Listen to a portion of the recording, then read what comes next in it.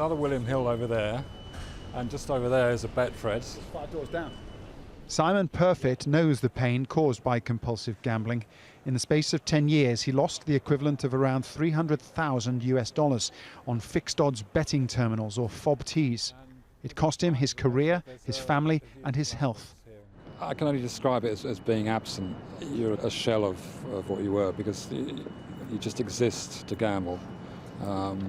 And everything you do is geared towards either getting the money to gamble or finding the opportunity to gamble. He quit gambling 5 years ago and went to rehab, but the temptation is everywhere. And he makes a confession. For reasons he still can't explain, the night before our meeting, he had a relapse. Before I knew it, I had £75 in my pocket. I'd put that £75 in. I went home for my cards, got my debit cards, and ended up losing over £700, £775.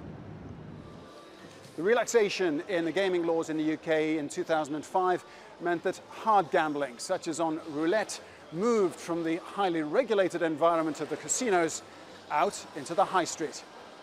The roulette played down here averages 100 seconds a game, and you're playing face to face with a human being who's trained to know problem gambling issues and stuff like that. Contrast that to a bookmaker's, where the games are every 20 seconds. You can still gamble up to £100 a spin, and they might just have one member of staff behind a bandit screen.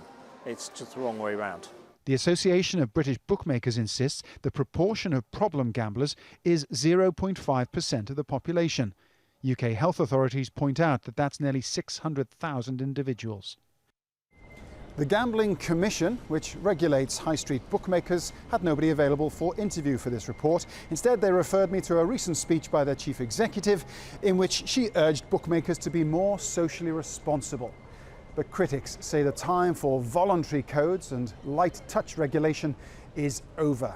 We can have a one-off inquiry to look at the stakes and the prizes on these machines, and I am convinced that that would be conclusive that these machines are dangerous, and many of my colleagues feel the same way.